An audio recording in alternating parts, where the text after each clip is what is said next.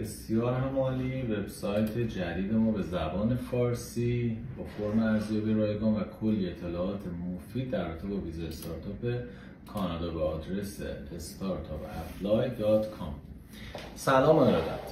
امروز میخوام اطلاعاتی در رابطه با ونچر کپیتال ها خدمتتون ارائه بدم. ونچر کپیتال ها یک مجموعه حقوقی در نظر بگیریدشون یا یک شرکت که میتونه مالکشون افراد حقیقی یا سرمایه‌گذارای خصوصی باشن، میتونه مالکیتش توسط بانک باشه، حتی میتونه مالکیت دولتی داشته باشه. مثل بقیه دزیگنیتدها کارشون بررسی و تایید طرح استارتاپیه. 28 تا ونچر کپیتال داریم که به تایید اداره مهاجرت کانادا میتونن نامه حمایتی صادر کنن. نکته جالب این که سهمشون از مارکت کمتر از 10%.